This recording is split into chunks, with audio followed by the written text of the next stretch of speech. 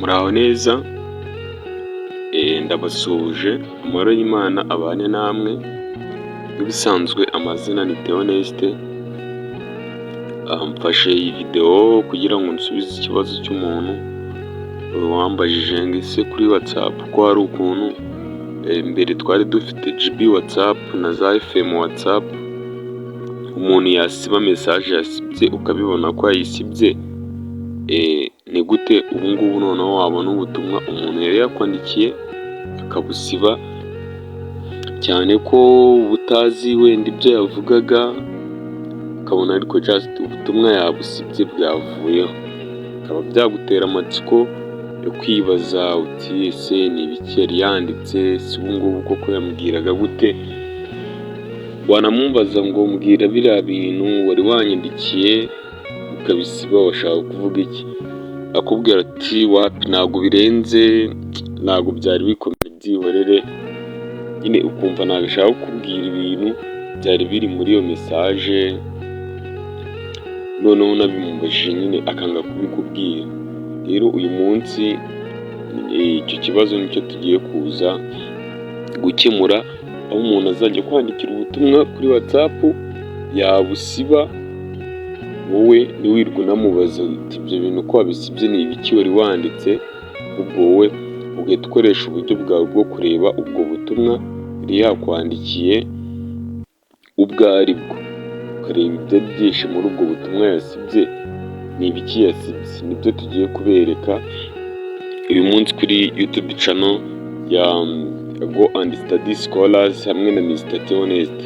Icyo ngusaba ni gukora subscribe, ugafungura n'inzogera kugira ngo ubutumwa tuzajya tubagenera bujye bukugeraho, cyane ko iyi channel kishwaho menshi mu makuru y'amascholarship, ahantu hari akazi. Iyi channel ni iyanyu, mukore subscribe, mukande like ku biganiro dukora, like please, like kabisa, bano banjye mukore like, mukore na share kuri bagenzi banyu, nimba urebye iyi video ni nziza igufashije, kora share kuri mugenzi wawe, ujye no muri comment niba bigushobokeye wandikemo igitekerezo cyawe, ibintu twagukoreraho tuzabibakoreraho, tubibazanire hano kuri channel. Noneho ubwo ntatinze, turaza hano muri Play Store, dushake Play Store, application ya Play Store, ngiyi Play Store tuyizemo, nitugera hano muri Play Store turashakamo application bita Note Save, tuze hano muri search, tugiye hano muri search twandikemo Note Save,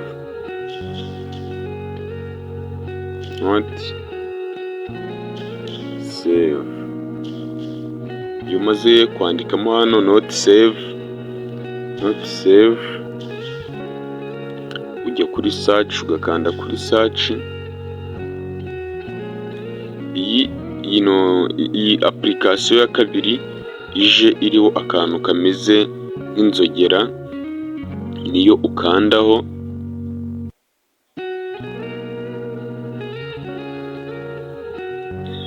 tegereza, urabona ko iri pending, tugiye gutegereza akanya gato iyi application ijye muri telefone yacu. Bitewe na network uri gukoresha ishobora gutinda cyangwa ikihuta. Turebe, igeze kuri 99, irimo kwiyesitaramo muri telefone, tegereze turebe, murabona ko yabaye installed. None ubwo ahangaha turaza dusubire inyuma gutya, tujye mu application dufite tuyishakemo, ngiyi hano impande ya notepad, tuyikandeho,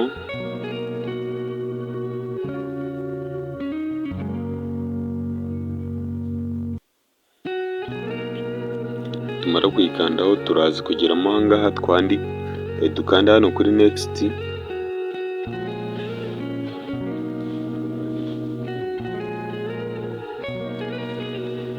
turakanda kuri next, nitumara gukanda kuri next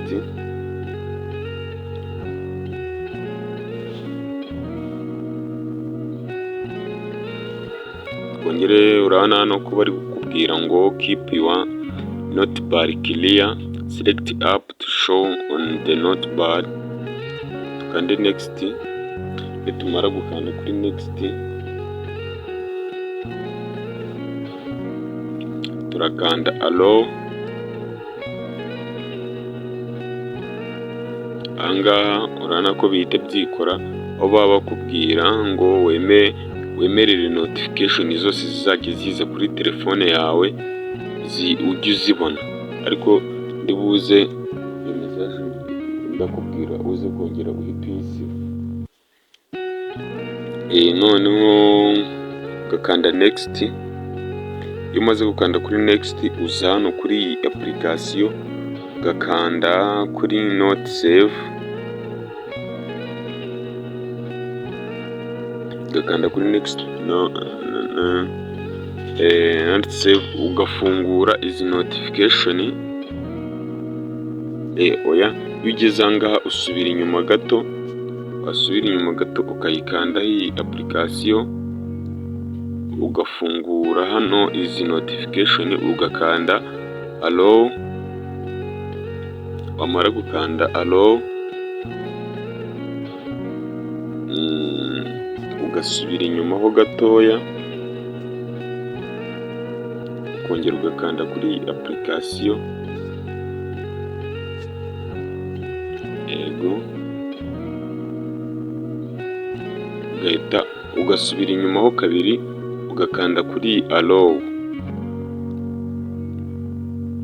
ugategereza izi message zikarodinga gutya, nimba ari message nimba ari playlist I don't know where. Zamara kurodinga ugakanda hano kuri next, none ugahita uza aha ngaha kuri all apps ugakanda ukazifungura gutya izi notification zose. Wamara kuzifungura ukongera ukazifunga, kubera ko aha ngaha urabona ni ama application menshi cyane. Buri application ugiye wakira notification yayo, notification izakubana nyinshi cyane, ukabona telefone yawe nyine wapi ntabwo biba bimeze neza. Noneho urabona ko twazifunze izi notification. Noneho bimwe nababwiraga, tugiye kureba umuntu watwandikiye ubutumwa akabusiba, turebe ibintu yandikaga muri ubwo butumwa. Turasubira inyuma hano gutya,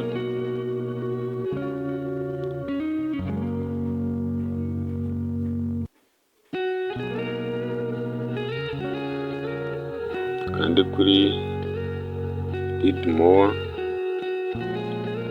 dusubire inyuma. Urabona ko ahangaha no new notification zihari. Icyo tugiye gukora ni iki rero, umuntu agiye kutwandikira, umuntu natwandikira tubone notification ye, dutegereze turebe umuntu atwandikire. Namara kutwandikira message ye akayisiba, turebe kuri WhatsApp.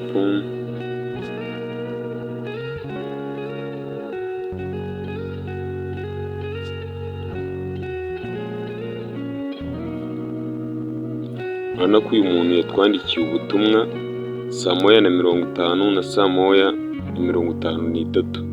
Tugiye kureba ubu butumwa yatwandikiye, kuko nimba dushobora kuba twabubona kandi yabusibye. Turaza hano tugaruke kuri ya app note save. Noneho nitumara kugera kuri iyi app, murabibona hano ndi kubibona neza ko saa moya na 53 yari yatwandikiye ubutumwa bugira buti mwaramutse none yabusibye, ariko ngibi hano biragaragara ko aribyo yari yatwandikiye. Nimba mwabibonye neza amazina ye n'aya ngaya, n'aha ngaha amazina ye ari kugaragara. Reka twongere tugerageze turemba twabona indi mesaje yatwandikiye akayisiba.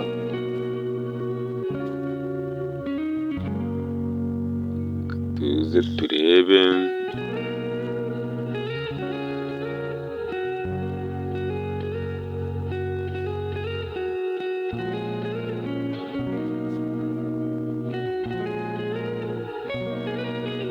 Murabona ko umuntu saa moya na 54 ubundi yanditse indi mesaje nayo arayisiba. Reka twongere tugaruke kuri ya app yacu turebe iyi mesaje nayo nimba twayibona, tukonfirime ko iyi application ikora neza. Twongera tugaruke hano, urabibona ko saa moya na 54 nanone yatwandikiye ngo mwiriwe neza. Urabona ko rero ibi bintu bikora ntabwo ari nka kwa kundi ukuntu mubona video ugasanga ibyakorwaga muri video nuko nawe uri kubikora birahabanye.